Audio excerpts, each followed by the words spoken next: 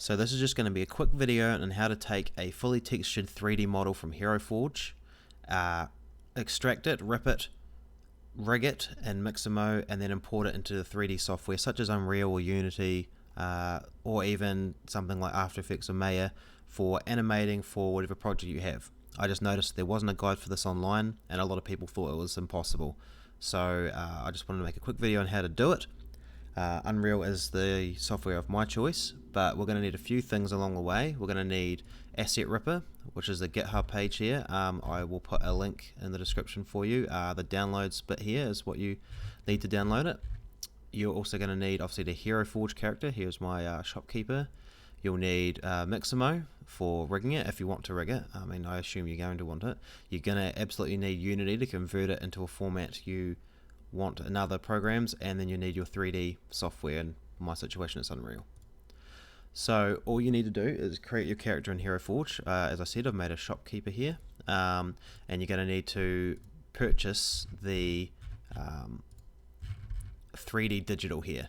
So you can purchase the STL and easily import that into Mixamo. I've been doing that for a while, but the reason for this guide is I wanted the full 3D digital version with the textures on it, and they by default come out as a very difficult to work with, outdated Unity file format.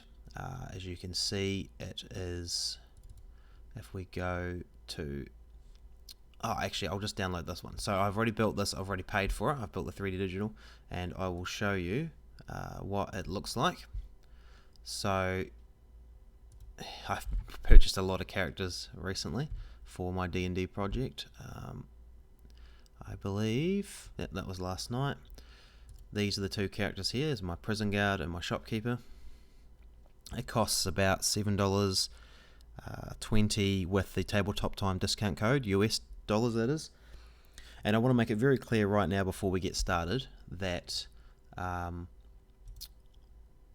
of this is illegal, none of this is wrong. There's a lot of people on the internet who are very opposed to using Asset Ripper because they think you're stealing something, and that could certainly be the case if you're stealing models or using models without permission in certain copyright infringement situations. But in this situation, we've purchased the model ourselves. We have license to use it in 3D engines. It's just that it comes in a format that is not usable with the likes of Unreal or even Unity, even though it's a Unity format. So we're just converting it, we're just extracting the various parts of the download to use in the software we want. There's nothing wrong about that in my opinion. So you can be morally okay, at least in my eyes. Cool, so we've downloaded the characters.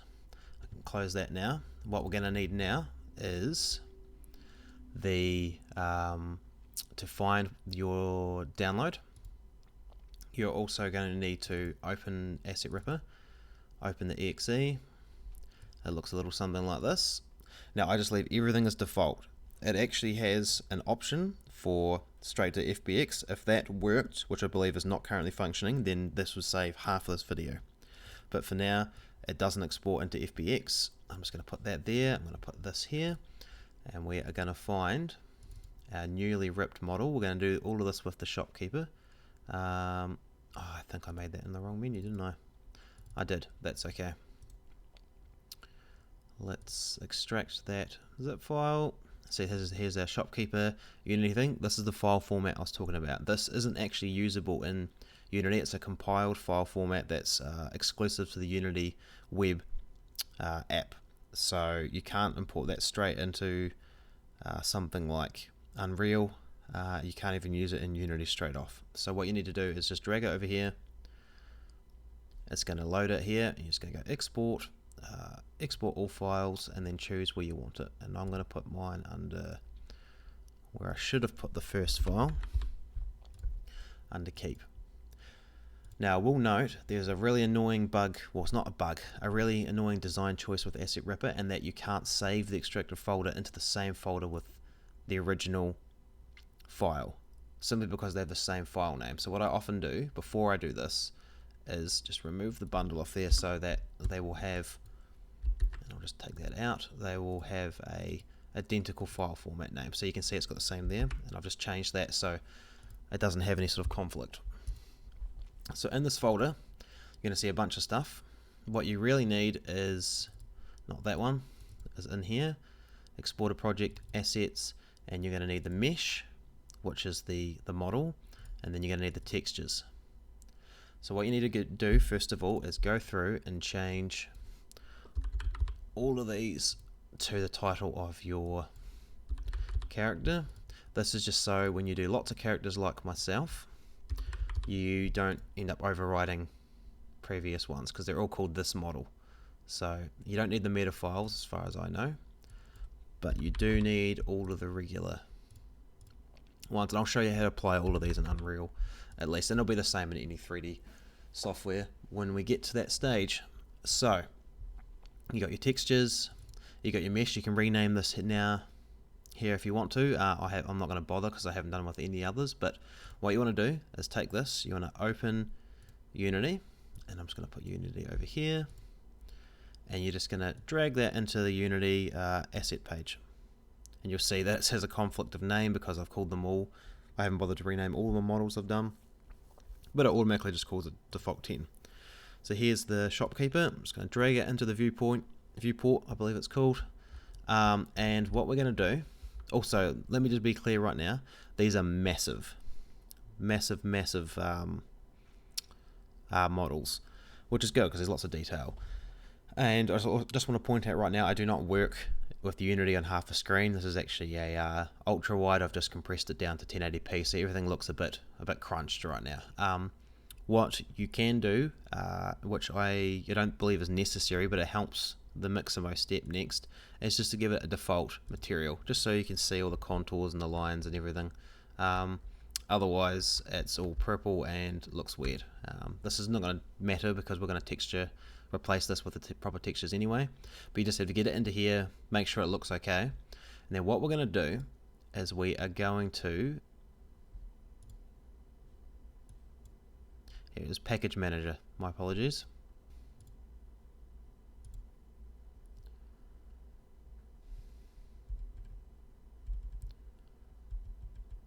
Now I've just skipped ahead in the video where because it took a long time to load these all these packages, but you need to look under Unity Register, and you will find down here FBX Exporter. So you need to enable this. Mine says remove down here, but it should be installed, so that we can export this file type as FBX, which is a standard file type across lots of 3D softwares. So once we've enabled that, you'll see under Game Object, Export to FBX. So here's a real crucial step, and I've did this wrong many times. You need to make sure this is selected in the viewport. Go Game Object, Export to FBX, and here I'm just going to name it Keep Converted. I'm going to change the export path to be Unreal Data. We're going to put it under here, and we're going to save it under Keep. Select the folder, and I'm just going to leave all of this as default. You can play around with all of this. I actually have no idea what any of it does. I'm very much a beginner, but I just made sure this pipeline worked before I continued on learning 3D softwares. Cool, so now we have that exported. We don't need Unity anymore. We don't need Asset Ripper anymore. What we do need now is to get Mixamo. So I'm just going to find my converted FBX file, chuck it into Mixamo. So Mixamo, if you don't know, is an amazing software. I believe it wasn't originally owned by Adobe, but they bought it, and it's free, and that will take your 3D model and it'll automatically rig it for animation, which is incredible. Because I've rigged a few models manually, and it is a laboriously long and painful process. But let me be clear right now, if your model isn't like perfectly humanoid with perfect humanoid proportions and joints, the Mixamo models can be a little bit wonky. Just expect that. There's not much you can do. I'm sure Mixamo will get better and better as it trains more data, but for now it's absolutely better in my opinion than continuing to do 20 or so models manually rigged. Now I might make a point right now.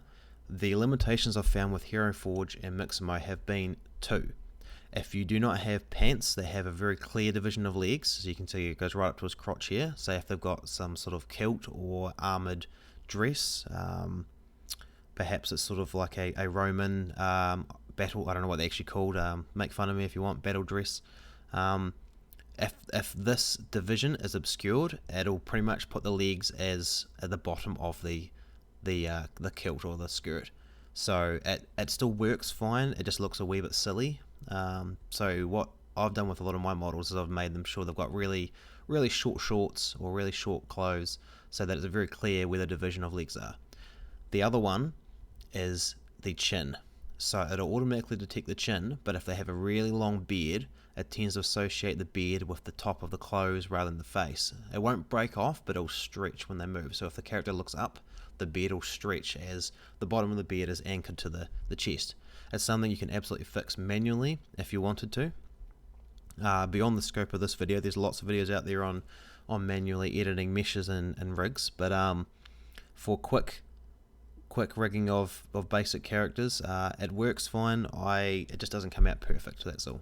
So I tend to make characters with very clear chin chest separation. So the option here to use symmetry, I prefer not to. I'm not sure what the actual benefit is aside from just saving a slight amount of time. Maybe it does change the algorithm, I'm not sure.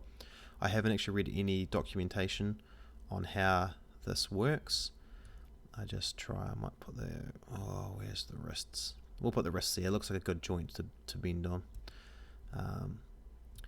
I also believe you could probably texture your characters now before this step if you want to. I haven't tried it because we're going to do it straight after this anyway. It doesn't matter, but it might make this process a little bit easier to work with.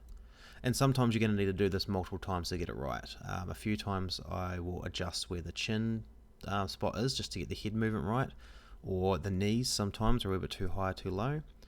You also have the option here for how many skeleton chains you want. I always go with the default 65 because it works its way down. These models from Heroforge tend to not use all 65. It struggles to detect the fingers, for example, but it'll always knock down to an appropriate skeleton as it needs rather than limiting yourself earlier on. So there's no harm in going higher. I haven't yet to see one that uses all 65 though. Now it's got to wait, and I'll skip ahead in the video. Right, so it is just finished. I'm going to make this full screen now because we're going to spend a bit of time in Mixamo. Obviously these models are huge, so that's why it is out of view, and you'll see that if we have a look around with the default animation, it looks pretty good. I'm pretty happy with that. As you can see, if we look at the skeleton, the fingers have not been rigged, but that, in my opinion, that's fine for a very quick and dirty method. This is tutorials just for getting these into Unreal. You can further edit the rigs in Blender, or you can edit the mesh. You can do whatever you want, and maybe you can even find a way straight out of Heroforge to get the fingers automatically rigged. If you can, let me know because I'd love to know. So it looks pretty good. I'm pretty happy with that. Yep, kick off the last character, and over here, if you haven't used Mixamo before, is literally hundreds, if not more, amazing animations for things you need. So in my scene, what I need, let's bear with me a second, I'm just trying to find my bit of paper. I need the keep to die because my character in D&D killed the shopkeeper for giving him a bad deal. He's not a very nice character, and he is currently retired, and I've moved on to a nicer character. So I'll make that clear right now that I don't exclusively play bad characters. Dying backwards, that might be right. It's not too bad. You have a whole bunch of settings here for changing the speed or moving the arms in and out. Reaction, what's this? Don't know what the arms do in this situation. There's some unique settings on some of these animations that I haven't seen before. Like arms is a new one for me. Oh, okay, it's where his arms are placed. That's alright. He gets hit in the head, so I sort of need a hit. I sort of need something that looks more like a head knock. That could work. If I boost that up to full speed.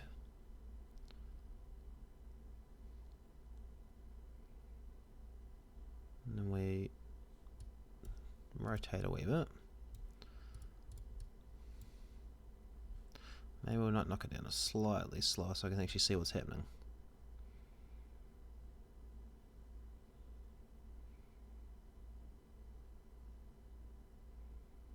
That's actually alright.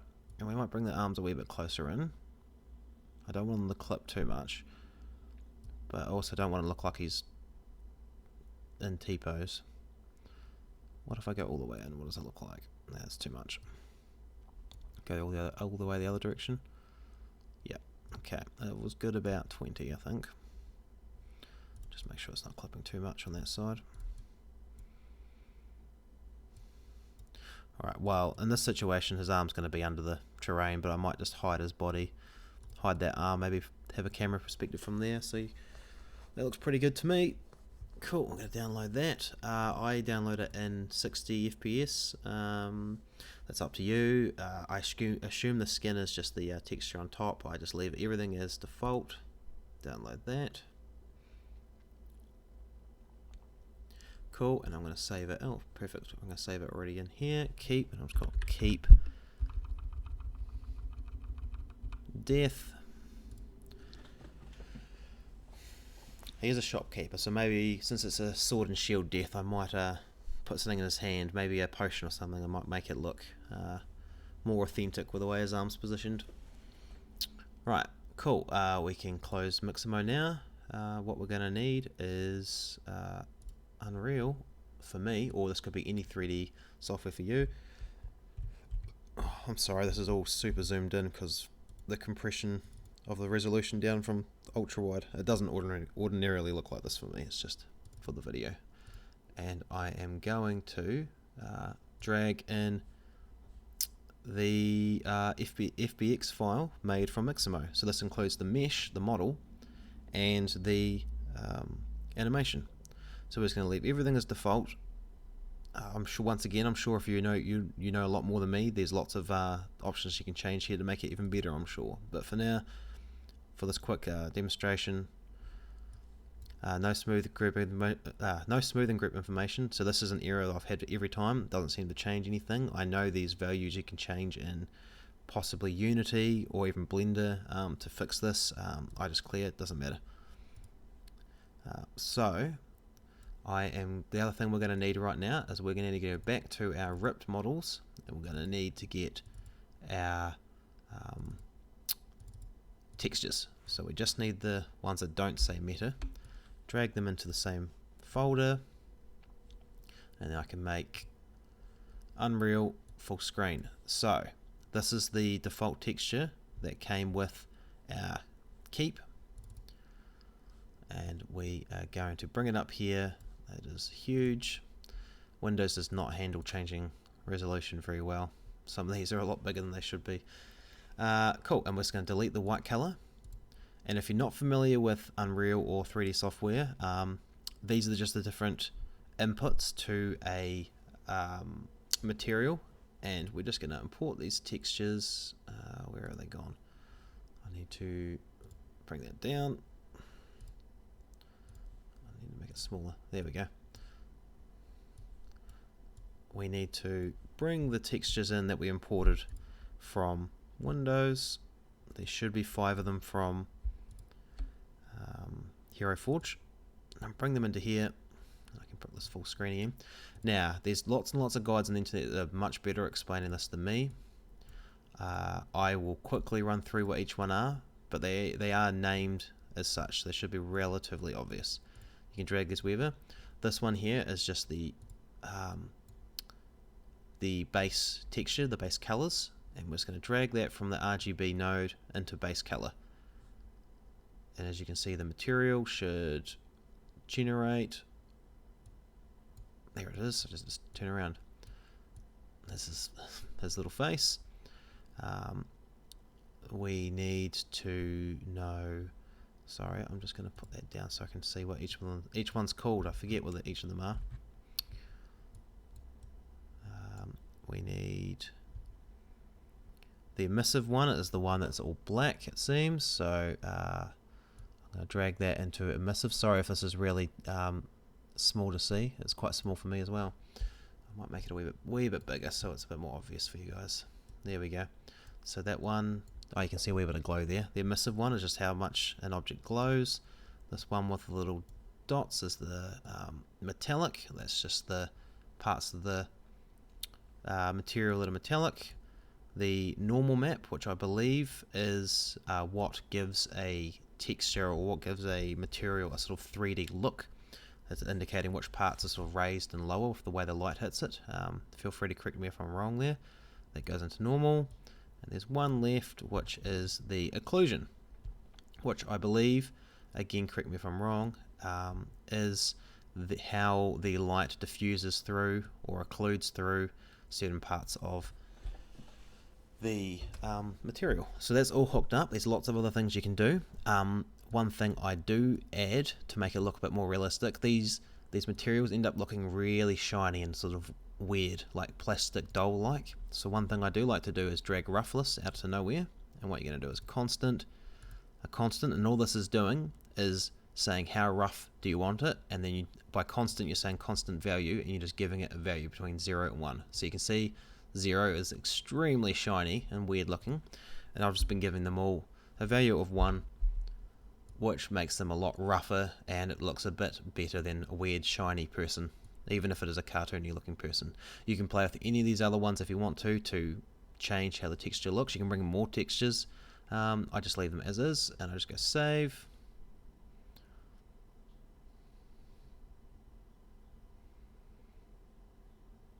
Almost there. Sorry, I've got an outdated gaming computer. It does the job for me, but it's slow when it comes to 3D modeling and the like.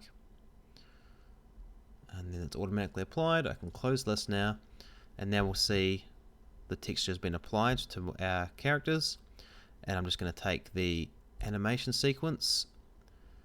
He's absolutely huge, as you can see, compared to the rest of my characters. For me, I've found, at least for the environment I've built, 0.06 is the scale that I've been using. And I'm just going to put him right there, and if we were to click, if I can click somewhere away from there, if I were to click play, there he is.